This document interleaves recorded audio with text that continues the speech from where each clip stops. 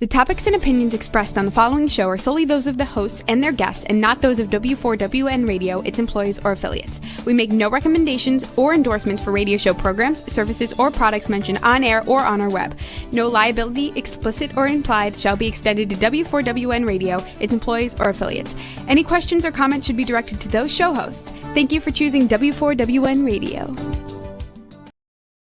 Let's listen as Lorraine Lapointe, coach, therapist, educator, speaker, and founder of Heart Synergy, brings together another enlightened guest to inspire and motivate us to move forward, achieve our dreams and desires, so that we experience midlife awakening. And I'm your host, Lorraine Lapointe. Today we'll enjoy another candid conversation that reveals how to bring back a sense of balance and how to find forward focus. Today, take just a few moments to join us as we explore the possibilities and the perspectives that provide us with greater inner peace, power, passion, and purpose. Because that's what I call living at the edge of fulfillment in a midlife awakening. Hey, hello, welcome, and welcome to our audience who are around the world. And today we have a super fun topic as we discuss and explore ways to empower your orgasmic life with our guest, Lorraine Crookes. And she says that thinking that we know all there is to know about sex is a big mistake. Yeah, it's a huge error in judgment. And it can be the biggest barrier to life's fulfillment. And since this is the edge of fulfillment, that's an important topic. As with anything in life, there's always more to learn, more to experiment with, and there's always more to enjoy. And she reminds us that putting fixed expectations on what sex is all about just leaves us feeling frustrated, disappointed, and unfulfilled. So we need to remember, as with every other thing in life, that we don't know what we don't know, and sex is no different, even after many, many years. So Lorraine also asks, why on earth would we restrict ourselves and not want to know more about sex? Because it's fundamental and it's fun and it's a big part of our lives. But before we dive right in, for those I haven't met before, I'm Lorraine Lapointe and I'm your host. And in my work, I've found that many compassionate, high-achieving people are often concerned with being seen as, nice. They give so much to so many. And although it's not, like a fault, what they really want is they want to become more authentic. They want to express who they really are and to be seen and heard. And that includes their sexuality. So this will be a great show. Each week I reach out through my company, Heart Synergy, to bring you this program on the Women for Women Network radio and Talk for TV. And we explore really interesting things. And this is a safe and sacred space.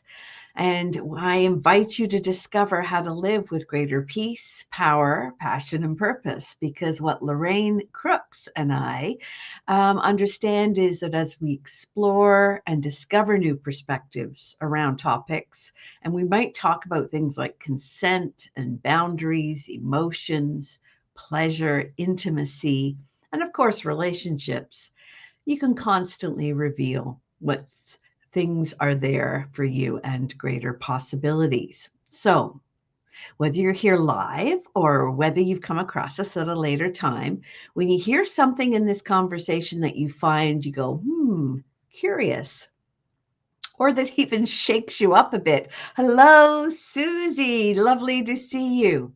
Even if it shakes you up a little bit, let us know. We invite you to engage and connect with us.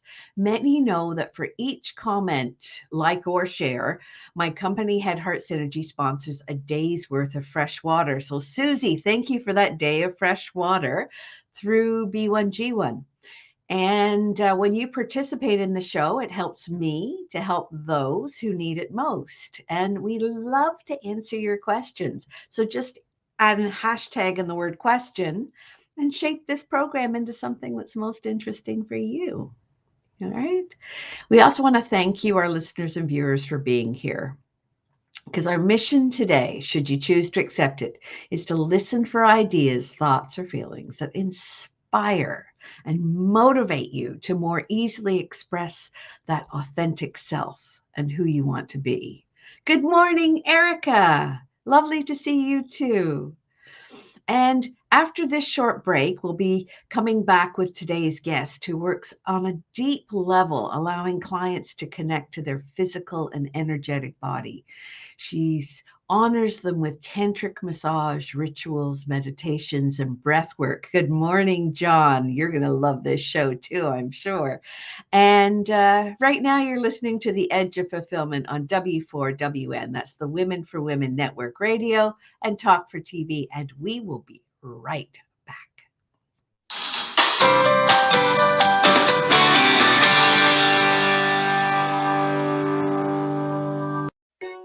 Did you know video is the future on content? There are 3 good reasons why video is the future of content. Number 1, videos are often more engaging than simple pictures or music alone. Number 2, it's much easier to tell your story through video. Number 3, because we love to watch video, they go viral much faster. Hey, notice you're still watching right now. See how well it works. Next time we can play your video here instead. Ask me how. Shine online on Talk 4 TV and W4WN Radio.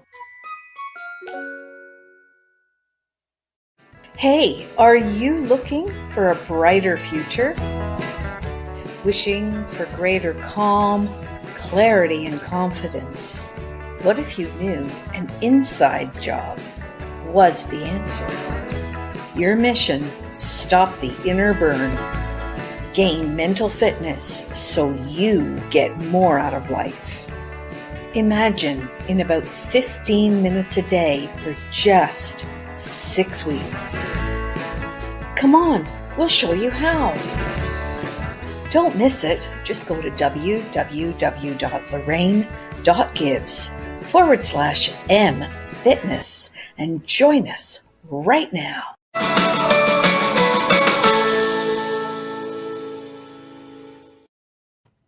Hey, welcome back. If you're just joining us, today's topic is empowering your orgasmic life. And this is truly an international show because our guest today is from England, and she's known as a classy, sensual, seductive, playful intimacy coach. Lorraine Crookes is an international speaker. She's a best-selling author. She's CEO of Orgasmic Life, her company, and the creator of Soul of Sexual Sizzle. It's the world's most playfully orgasmic and energetic platform for sexual empowerment. So Lorraine holds multiple qualifications in education, in training, and she's a qualified practitioner in all kinds of different holistic and healing practices. She's an exceptionally gifted person who empowers and celebrates and heals sexual energy as she openly and unapologetically shares her extraordinary journey, which we're going to hear all about, with both humor and insight. And after the long journey of self-discovery and many revelations, Lorraine now lives her passion, and she's living her purpose, having realized her secret life and her inner turmoil was indeed her greatest gift to the world. So thanks for being with us today, Lorraine. Welcome to the show. Hi. Thank you for having me. Hello. I'm excited. Yeah, it's so good to have you here. I believe that many of our listeners would be curious about that comment about secret life and your thoughts that sex is part of the creative human mind. And you've said before it should be embraced with openness, love, and compassion. I want to hear all about it. Where would you like to start your story? I guess I just I kind of frame a little bit about the story, really, in that I was living in a complete place of fear, shame, and judgment around my sex life, my sexuality, and how I chose to express myself. And I had a bit of a yin and yang in my life in that I was a secondary school teacher. I worked in further education. So I was a real kind of role model. I've got a family, a son, the mother, the sister, the auntie. So I'd got this very traditional, career-based family life from what most people could see. However, there was a secret life. And on the other side of that, I was very much involved in swinging, kink, submission and domination. So I had these kind of two sides, and I really kept that secret because I was so ashamed and so in fear of that if anyone found out, what would they say at work? What would my family say? And for 20 years, I kind of flitted between the two energies until I became really ill. The stress of trying to manage it. I had depression, alopecia. It was literally, my body was screaming at me that you cannot go on like this, because as my career was moving up, so was my choices in how I chose to express myself. And it just came to a point where I had to make a decision between teaching and my career or finding something else. So I gave up teaching. Just chose something else. And it wasn't necessarily going to be around sexual energy. It was just, I knew there was something else I needed to find in me, and to live my passion and purpose. And over the years after that, I learned about energy and tantra and healing, and I did Reiki and all sorts of modalities that got me to where I am now. And helping other people now not feel fear, shame, and judgment, sex and sexual energy. That is awesome. I was just going to say, isn't it like you had the courage to step off that edge of fulfillment and go beyond? And what I'm hearing is it just opened a whole new world. Like it opened so many avenues for you. I think the key for me was giving myself permission to be me. So I'm curious, and I'm sure a lot of our listeners and watchers are too. So family-wise, like, was it a surprise to your family? Did they already know? Were they supportive? How did that work? I think it was always going to be a little bit challenging, going from the stereotypical teacher and then finding out that there was other layers to me. I don't think it was all a surprise. I've always led a very random, complex, energetic life. So there was always layers to me that they kind of, it wasn't a big surprise. But actually what I found is, and not just my family, but for everybody in my life, the fear, shame and judgment I held upon myself wasn't from other people. Facing on myself. I'd created this story that no one was going to want me, no one was going to care about me, I was going to be rejected. And actually what happened was people were like, okay, cool, no big deal. What happened is a lot of my friends in teaching and my family was like, actually, we respect you for standing in your power. We wish we could do that. And then people start talking to me about the fact that they can't talk to their partner about their sexuality, sensuality, and relationships. They can't have a conversation, and they end up having conversations with me they've never had with anybody else. So actually what I found is people were opening up to me more, and all the fear, shame, and the stories I was telling myself were my stuff and actually not other people's. So I've had so much support and love. And I'm not going to say it's an easy journey for everybody in my life, but certainly they have a great respect for me and an admiration that I'm kind of standing up in my power and supporting other people to really change their lives. Well, I love that comment that Erica's making. We at times are our worst enemy. And she's saying good for you for the courage. Yeah. And earlier, Erica had mentioned being authentic, being authentically you. And that's what I'm hearing that you're saying, is you stepped into your authenticity. And and anticipated perhaps negative feedback, but instead found acceptance. Yeah, I think obviously once people got their head around the fact that I wasn't quite the person they maybe thought I was, I had an amazing upbringing, but it was a middle class, stereotypical upbringing. So to come out that for 20 years I've had this other bubble, everyone's going to be like a bit, oh, okay, but once people have got their head around it. And let's talk a little bit about that other bubble, because I agree, Erica, the world needs more role models. I think sexuality, we're getting much better and more open about sexuality and more accepting of the fact that there's no cookie cutter. I remember a few years ago, somebody said to me, well, you're either this, this, or this. And I'm thinking, whoa, that's a really tiny box. I'm not sure I want to live in your box. It's very small, And Susie says, celebrating this, my journey is similar, so empowering. Yes, Susie, awesome. And I think for me, I'd love to do a little bit of discussion around the fact that sexuality really centers on obviously genital area, which is our root chakra. And our root chakra is as it says, it's the root, it's the power, it's the center. No limits. Yeah. So how does that impact what you do, Lorraine? I think the chakra stuff's really important, because actually when we think about where the root chakra are, and even the sacral chakra, that whole energy is all about creativity. It's about giving life. It's about all of our core things that we want in life. It's our power, it's our passion, it's our manifesting, creative. It's just the core of who we are. And it's about safety and security. So if we don't have those core things that we can be safe in who we are and secure in our own grounding, in our own identity, the question I often ask people is, how do you then show up in all areas of your life? If we don't understand our sexual energy, and we don't understand, because that was all where it sits, down in the root and in the sacral. It's all down in that area that we don't talk about very often. Down there. We don't even use the proper terminology in some cases for it. Like, people call it all kinds of things to try and like deflect. Yeah. But it's literally the seat. We're sitting on it. It's the seat of our life. It is our core essence.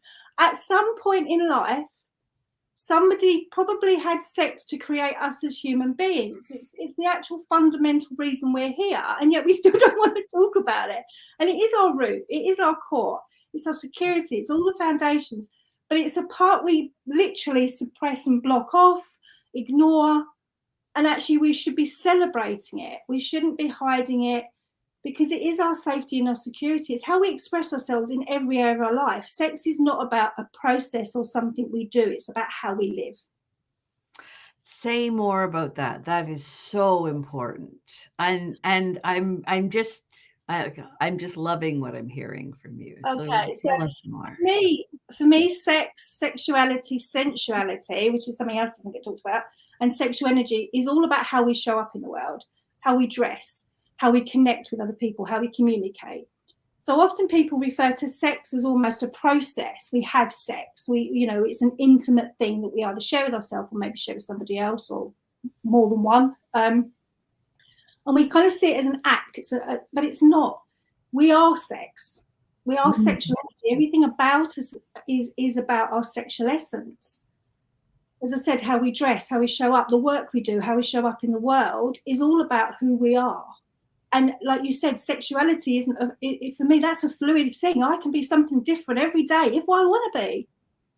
I can show up in a different sensual way today and something different tomorrow. My sexual energy is literally how I live my life, how I walk in nature, how I get up in the morning, how I meditate, how I connect with everything around me. Because sensuality goes with sex, and therefore sensuality is about our senses and how we connect with the world. And the whole thing just comes back to who we are, like you're saying about the chakras and stuff. We are sex. That is our very essence. For me, that's how I perceive it. It's not just about a process. It's about how we live our life.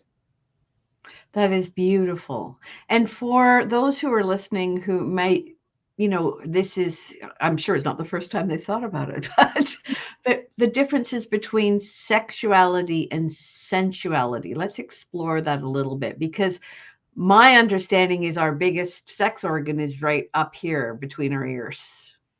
Yeah, and the best one. It's the best one.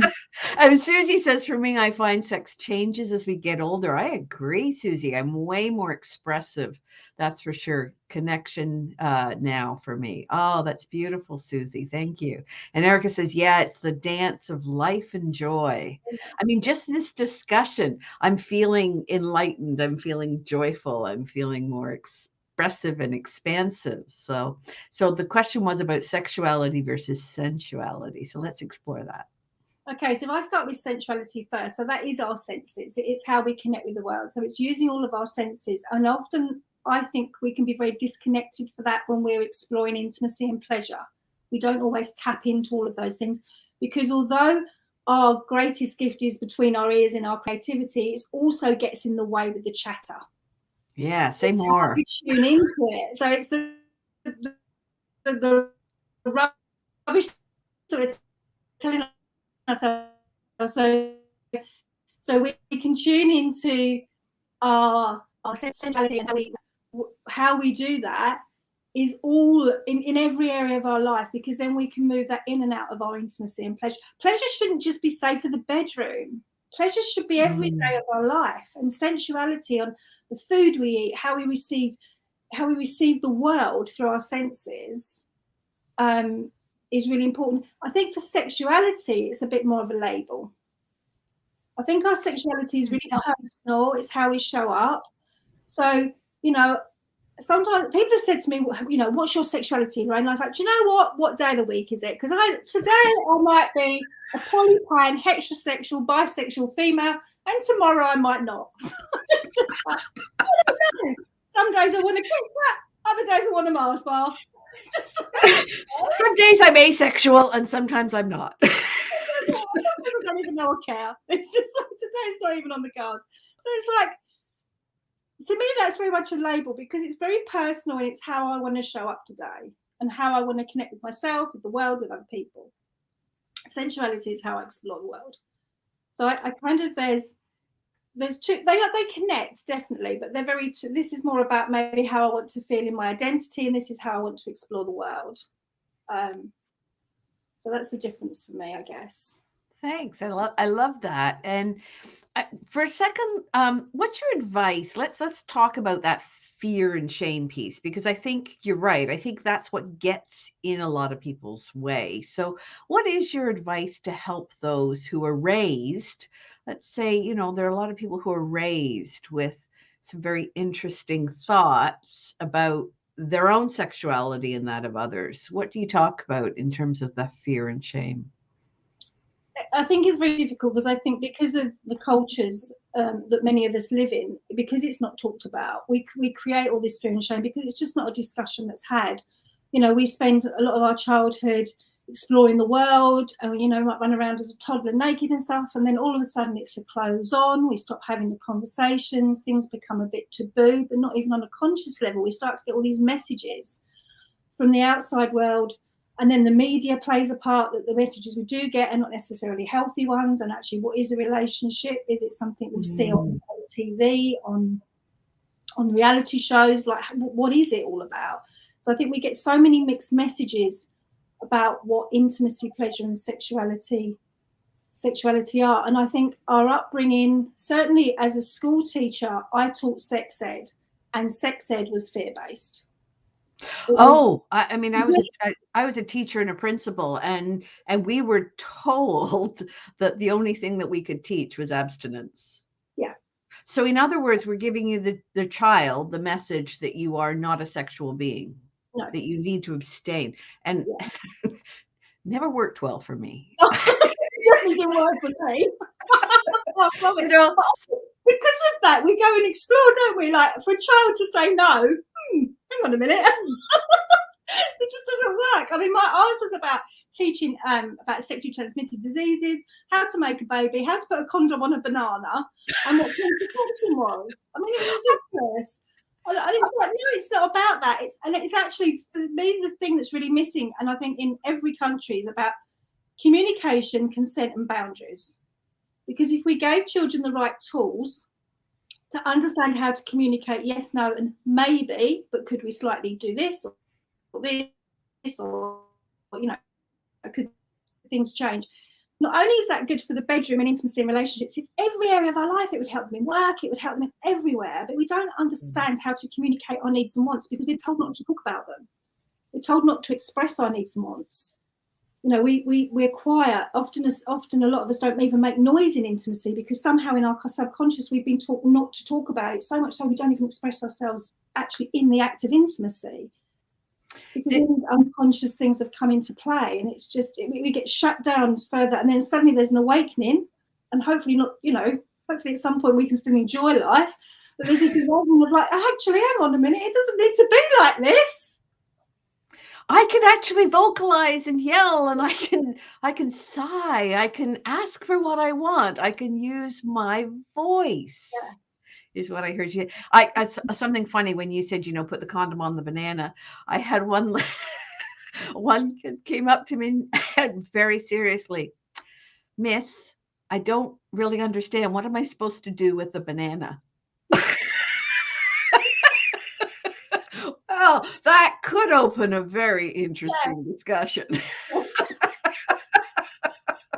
going to get yourself into all sorts of trouble with the answer to that one. Yeah. It's just anyway. I missed that comment from Susie. Susie had a comment earlier. That's one. People don't feel comfortable if they can't label things. I agree, Susie, and that's not your issue. Well, that's good.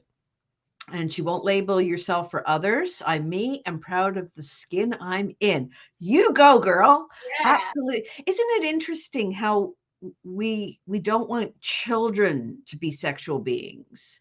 Somehow they manage to turn it on or off, like, early 20s when it's time to have children. And then we also desexualize older, well, especially older women. Is that something that you have come across in your work, that you've seen any of those attitudes and run into that? All the time, and it breaks my heart. So the common themes are, lots of people come to me talking about their issues around intimacy and pleasure and sex, and I say, have you expressed this to your partner? And they're like, oh no, because how do you, if we've lived a life of not talking about it and you suddenly start talking about it, then this fear and judgment of like, well, why are they telling me that now? And and if we change what we want as well, not sometimes, we do change how our body reacts and the things we want out of intimacy, things we want out of pleasure. And how do we then say, well, I'd like it to be done slightly differently, or I'd like to try something else, or I'd like to explore other things? And we find those dialogues and those conversations really hard. So definitely communication is a huge one. And I would say also, I think the stress of life in general plays a huge part on intimacy. We become very disconnected from our body, even just on our own. We become very disconnected from our body because we're so busy with the external world and living and existing in our reality that we forget to come home. Oh, I love that. Coming home to yourself, coming home to your body. I did a workshop a couple of years ago, and I had people crying, massaging their own feet because they'd never touched their body. Wow. They'd never really looked in the mirror and given themselves a little bit of a cheeky wink in the morning and said, good morning, gorgeous. And they'd never touched their own body. They'd washed and showered, but they'd never acknowledged it in that way. It was a process, like sex becomes a process. Washing our body everything becomes a process in life, and not an experience or a nourishment of us and our soul. We just go through the motion, and we all know what that means. We just do things because that's what we do. We don't experience. It's like I've only got 5 minutes. Make it fast. And that could be anything. Or oh, look, the ceiling. And if we are doing it, when we're washing and showering and stuff, are we present with the experience? When we're having sex, are we present with the experience, or are we wondering what we're going to have for dinner, or did we put the cat out, or like whatever it might be? We're not. There's so many other things in our lives now that we're not present with our experiences in our body and going for a walk, and like it doesn't even have to be just sex, but we're not coming home to who we are. All of those things taken away. It's about who we are. This is the one thing that we were born with, that we're going to come in with and we're going to go out with, and we don't look after it. Everything else is tangible and it can come and go. Jobs come and go, people come and go, houses come and go, possessions come and go. This doesn't. We don't.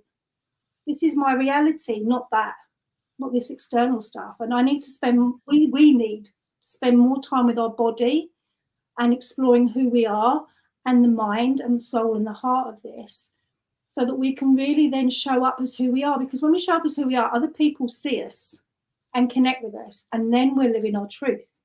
We're not playing the game, we're plodding along. And maybe that's part of the issue, is that connection with self. And I love what you just said, because this is a container that I'm in this particular life, and I'm floating along in it, and I'm going to be in this container the whole time, I trust. But maybe that's part what you said about the truth. Maybe that's part of why people do externalize so much, is the truth might be a little bit frightening. Do you find that in the work that you do? Yeah. People often come to me because they need the permission to explore and be in a safe way, because there is nowhere else they can go, or they feel they can go to connect back to their body, whether that's because they've been through trauma, like especially in the tantra work that I do, Lorraine. If they've disconnected from their body through trauma or abuse or broken relationships, or just something in life has really, loss of limb, people going through transitioning of sexuality or gender, there's that disconnection from ourselves that we don't want. We know we don't want it, but we don't know how to work with it. And sometimes it's just someone else holding space for us so that we can come home.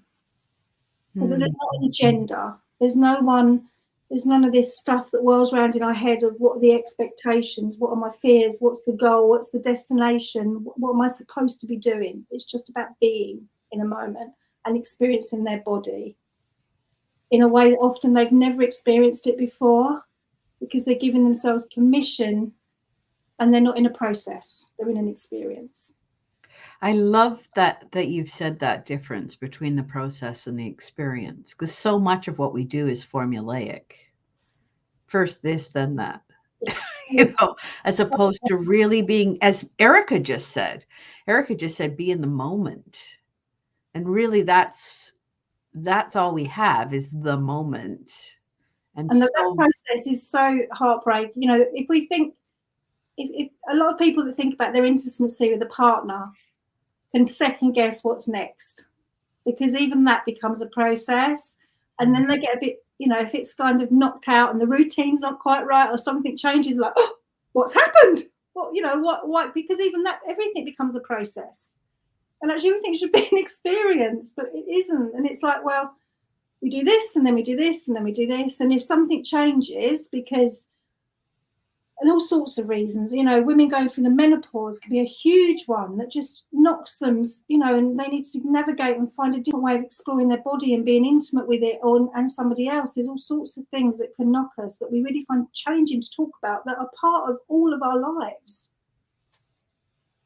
And we're in fear and shame and judgment about things that really we shouldn't be, which is why these conversations are really, really important, Lorraine. Yeah, I'm sure that there are people who are listening at the moment that are just like dying of curiosity to know what you do as an intimacy coach. Okay. So are you willing to have that conversation so that they can understand better? And maybe this is for them. Maybe this conversation just awakens something in them, and they'll feel that permission, because that's the other thing we were talking about, barriers and permission.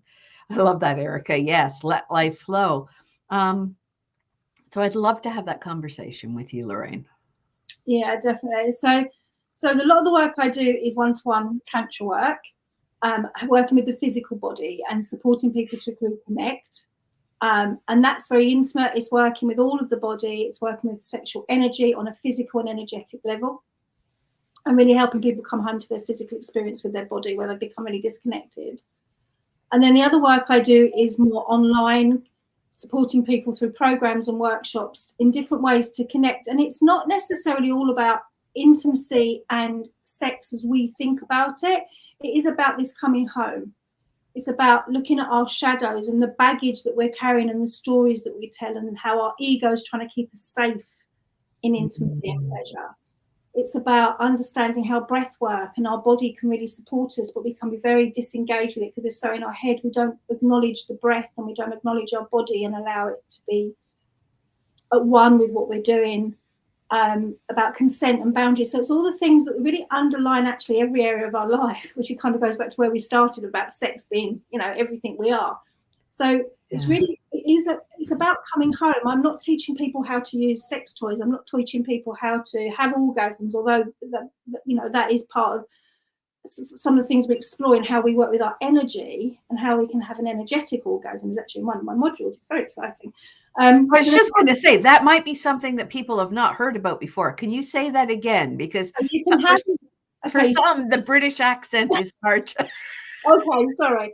So within some of the things I do, actually face-to-face and in some of the courses, it's about working with our energy. It's not about the practical processes of intimacy. And one of the things I teach is how to have an energetic orgasm. So how to breathe so much beautiful energy through our body that we can create such an exciting flow of energy in us that we can have an orgasm just through breath and kind of moving our body with ourselves. That is absolutely beautiful. Yeah, and it is a beautiful thing. It takes a little bit of practice sometimes because we get in the monkey mind. But so there's some of the things that I work with people on. I do a little bit of coaching on one-to-one, but just about bringing it back to the basics, getting out of our head, coming home, thinking about boundaries and consent and how we want to show up in the world. And we talk a bit about chakras. We talk a little bit, I call it the H spot. Instead of the G spot, we have the H spot, which is this one here, coming back to the heart. In the heart, yes. Yeah. And bringing it home to the heart. We talk about sensuality and how we can just sizzle in that every day. Definitely stuff about intimacy and pleasure. And I've got a lovely module that's called Suck, Blow and Be, which is all about how we breathe. Suck, blow and be, which is my favourite, just because of what I've called it. I love it. I want that module. But this is the other thing as well, is it should be fun. So, you know, intimacy and pleasure should be fun. Talking about it should be fun. So yeah, Suck, Blow and Be and the H spot. And 50 Shades of Yes is my consent and boundaries unit. So all of those explore lots of different things and help us. And they're actually tools for life. They're not just tools for intimacy. They're tools for life, for every area of our life. That is so wonderful. Now, it makes me wonder that in one of your articles, you said that we need to be careful and stop the messaging around certain things are for women or girls and not for boys. Can we talk a little bit about male sexuality versus female and the messaging around that? Yeah, I think there's lots of message.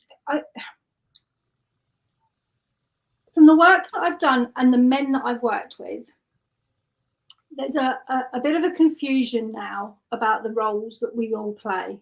And men find it very difficult sometimes in that they are, particularly men of a certain age, that have been brought up to be a man, you know, to look after the women, to run the house, to step into those masculine energy roles. And as women, we are becoming more empowered. And some days of the week, we don't want them to do those things. Some days we do, some days we don't. Some days we'd like the door opened, other days we'd like to do it ourselves.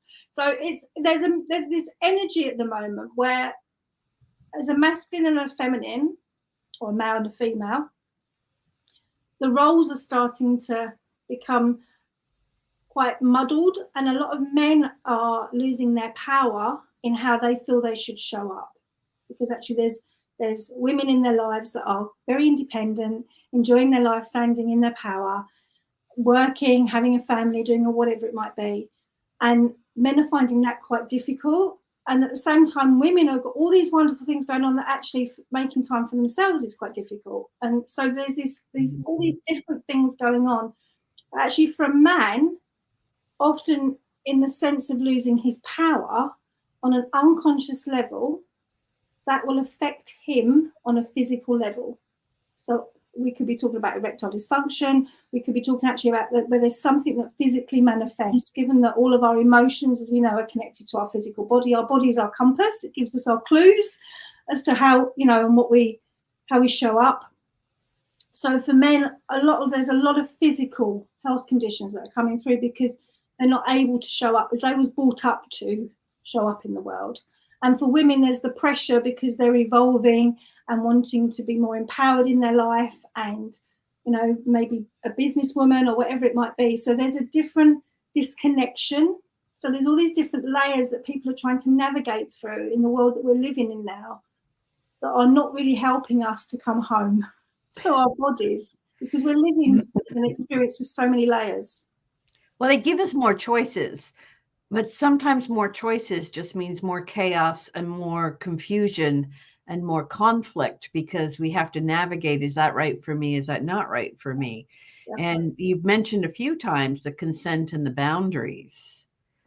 So maybe we explore the consent and the boundaries piece a little bit, because I think that requires some clarity, especially around the sexuality and the sensuality in our lives. Yeah, definitely. I think consent and boundaries in all areas of our life people struggle with because they don't know how to navigate those conversations. And often we'll say yes and no, and it's not really what we wanted to say, but it's what we think we should say. You know, we're not sure how to manage situations in life. So we try and set our boundaries, but not really understanding the reason we've done that. And I think particularly in intimacy and pleasure, sometimes again that judgment and fear on how we're going to be perceived of if we say yes or no can be really challenging, because no one ever teaches us how to say, actually, I'm not sure that feels right for me. Maybe we could do it slightly differently. Actually, that wouldn't support me on any level because it doesn't feel comfortable for me to be able to put myself in that situation, or for my body to experience that, or whatever it might be. We're not taught how to say that. Things are often seen to be very yes and no, and sometimes there's a maybe. Sometimes it might be, oh, actually, that sounds quite good, but maybe we could look at it in a slightly different way. And I know certainly in a lot of the situations I've been in my life, I wish I'd been given some dialogue on how to navigate my way through boundaries and consent, because I know I've made a choice without all the knowledge, without all the information to be able to make an informed choice. And we don't even sometimes say, actually, that's not, I need a bit more information. Could we maybe talk about this? We pressurized in life to make quick decisions in lots of things. We're in a life where it's quick decisions and not about slowing down and having conscious communication, not just communication, but conscious communication and conscious boundaries and conscious consent, where we are really informed and really empowered to make those decisions. Yeah, and I agree with what Susie just said there. The teaching is so limited, and I think that we, like, as a teacher, you teach to the point that you know or you understand yourself. It's like a therapist. Like when I do therapy, you can only take someone somewhere that you're willing to go yourself. You can't take somewhere you're not willing to go yourself. And I think sometimes boundaries and consent, sorry to interrupt you, but I think we're scared to ask. You know, the person that's asking the question, they're scared how to navigate it. We're scared. We're in a society that's scared of rejection. It's almost like we're just playing along with life just to keep everybody happy. And sometimes that doesn't work. And if we're all doing that, that's a big mess to be in.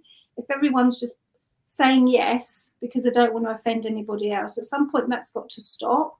Whether that's in the bedroom or in life in general, you know, people have got to stand in their power and say, no, hang on a minute.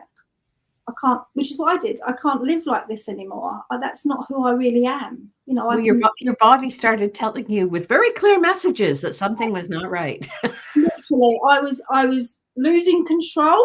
Literally, my hair was falling out. I was pulling my hair out. I couldn't speak. I had tonsillitis constantly because I wasn't speaking my truth. My whole body was screaming at me.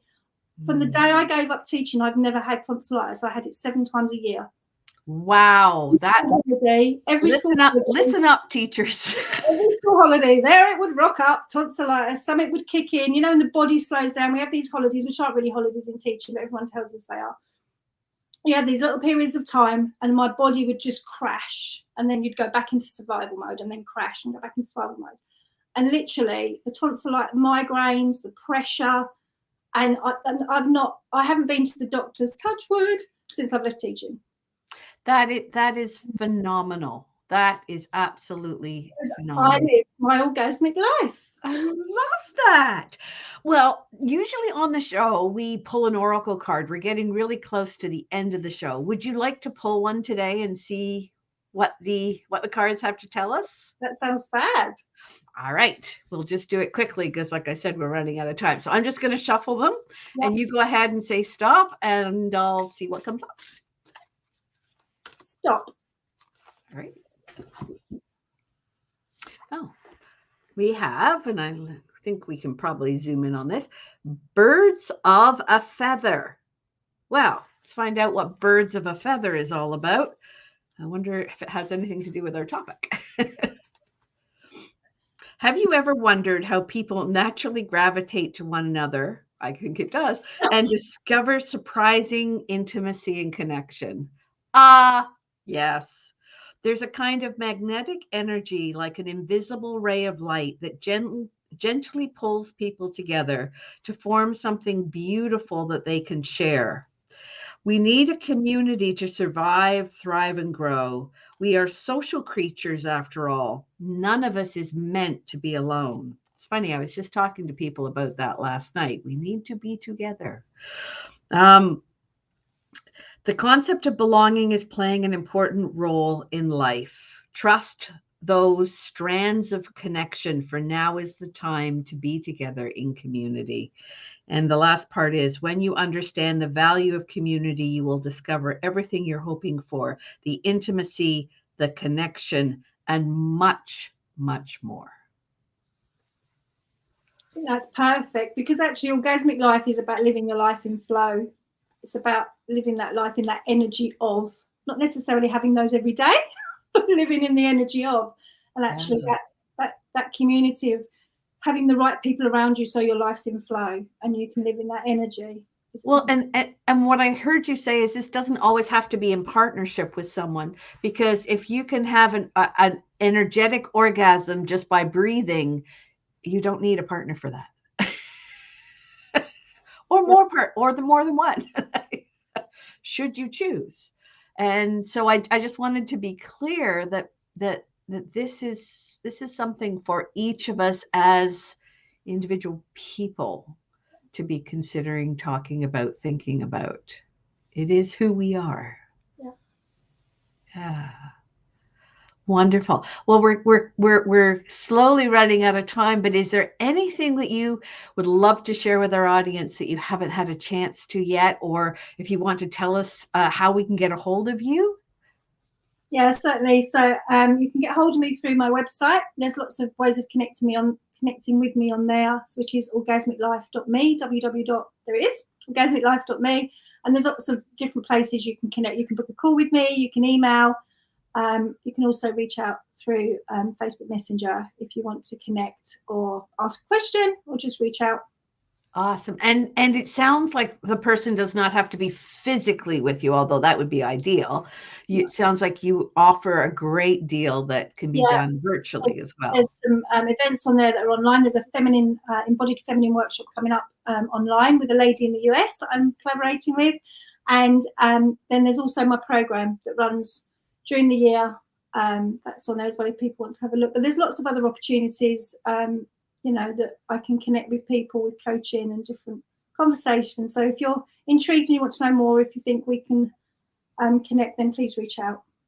Oh, that's awesome. I so look forward to doing work with you in the future, Lorraine, because it's just a delight to have you here. And I want to thank our audience. Thank you, Susie, for all of your conversation, and Erica, and self-care. Yes, Erica, it's all about all about self-care, isn't it? It's all about looking after ourselves and knowing and discovering who we are. Because as you pointed out, Lorraine, we change from moment to moment. I hope so. It would be a pretty boring world if we were always the same. Yeah. I never know who I'm going to be and what I'm going to be like, 5 minutes from now. Yeah. I know there's a lady said to me the other day, I've had 50 years with my husband and nothing's ever changed. And I was like, wow, is that a good thing? Really? You'd be out in 25 if you killed him. But I was a bit like, God, I'm not sure that would be my bag. No. Oh, thanks to both Lorraine's and Roxy. Yeah, it's lovely to have someone else on the show named Lorraine. Because that's not a name that we hear an awful lot. So, yeah. But anyway, I want to thank you so much for being here and for sharing all of your wisdom and knowledge with us and your insights. And for those who are listening and watching, if you'd like to join other like-minded people like us, you can join the Facebook group called Mindfully Moving Forward. And you are welcome to hop in there and say hello. And I want to say thank you, Lorraine, for being here. It's been such a joy. And I am Lorraine Lapointe, your host, reminding you that this is the edge of fulfillment.